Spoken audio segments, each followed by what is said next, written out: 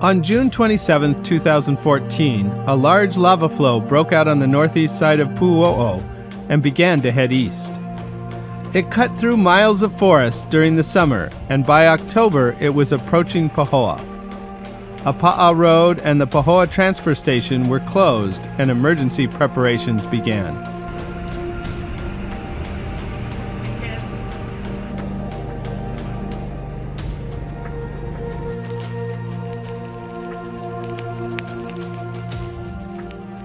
With the lava burning through fields only a few hundred yards away, Helco workers hurried to protect power poles in its path.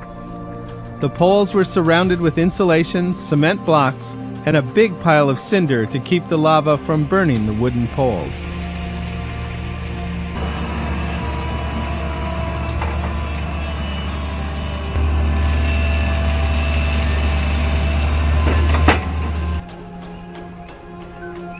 Lava ran directly into one of the power poles as it crossed the Pa'a Road in the early morning hours of October 25th.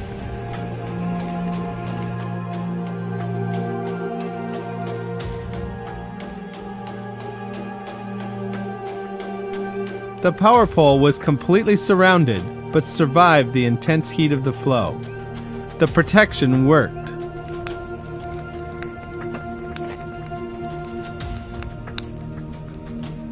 Below the road, the lava flow continued down through pasture, burning or burying fences and crumpling a metal shed along the way.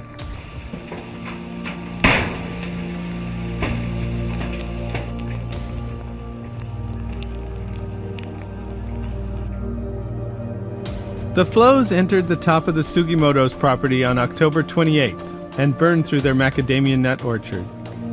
Listen for the methane blasts. These happen when gas from burning roots ignites and explodes.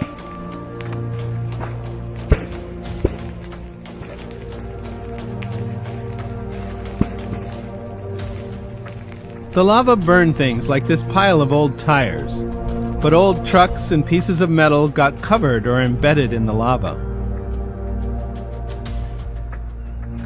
Fire and civil defense workers were there to make sure everyone was safe.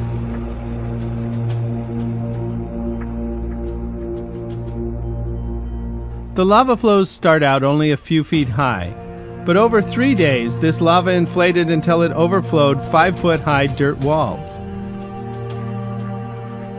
This sped-up video shows how lava flows inflate like a balloon. The outside crust moves up as lava continues to fill the inside of the flow. Some flows can get pushed up to higher than the top of a school bus.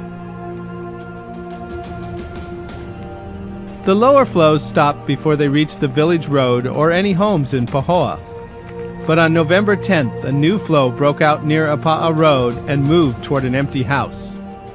One branch of the flow moved along the road and into the driveway, and another flowed right up to the edge of the garage building, but stopped just a few feet away.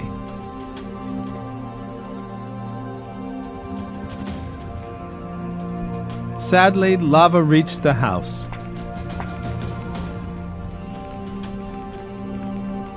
All that is left is the metal roof on top of the lava, though the garage is still standing.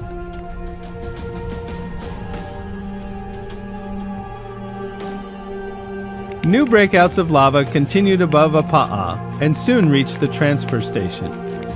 They first flowed around the dirt wall outside the fence and began to inflate. Then lava broke out, burned its way through the fence, and flowed down the walls. Lava headed straight toward them. Less than a mile away now, a slow-motion disaster they're watching out for. ABC's Clayton Sandell reporting in tonight. Tonight, a powerful volcano that helped create the big island of Hawaii is now threatening thousands of people who live here. A river of red-hot lava quickly oozing the length of 6 football fields in just the last 2 days. You can see just below here, in these cracks, is actual molten lava. The flow erupted from the Kilauea volcano in June, traveling downhill 11 miles, now less than 1 mile from the small town of Pahoa. It's really the geography that controls where this lava goes. Sometimes speeding up, sometimes it's slowing down, but it's always a threat. For some of the 10,000 people affected, evacuations could be just days away. Road construction crews are racing to make sure they have a way out. The island is no stranger to Kilauea's power. It's been steadily erupting since 1983, wiping out nearly 200 homes in 1990. The volcano has been belching explosions of fiery lava ever since, and now shows no sign of cooling off. On the leading edge of a lava flow on the big island of Hawaii, this came from the Kilauea volcano. This particular lava flow started on June 27th, and it has traveled about 11 miles so far. And the problem is it's headed right for a small town of Pahoa. Take a look at what we're standing on here. This is lava that flowed probably just 24 hours ago. And if you look carefully, you can see just below here in these cracks is actual molten lava. Thousands of degrees down there. So we're going to try and stay out of the dangerous stuff. Take a look at this. Every once in a while on the lava field, you'll see these hollowed out half tubes here with white powder in them. What that is a tree that fell down and then was surrounded by lava. The lava kind of formed a tube around the tree and turned away. So that white stuff you're seeing is actually ash from a tree that no longer exists. We just kind of wanted to give you a sense of what it's like here. It is incredibly hot. It's almost like literally standing inside of a furnace. And we start with this bird's eye view of the Pu'u'o'o crater, the source of the 13-mile-long lava flow that could reach Pahoa town in the next few days.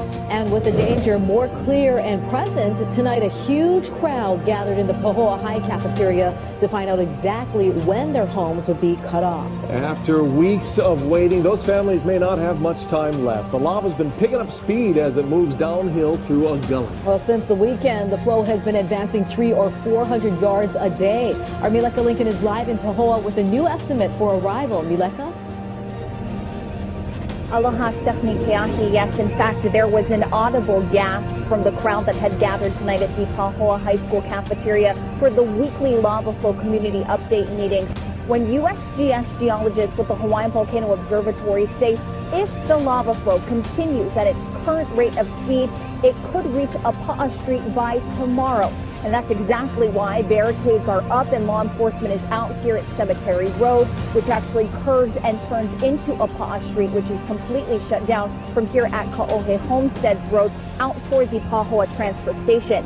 Now, the Puna lava flow has pushed more than 500 yards. That's the length of 5 football fields in just the last 24 hours. USGS scientists say the advance rate picked up considerably because of that terrain you mentioned that the lava is moving through, essentially a narrow gulch that's being fed by a steady supply of lava.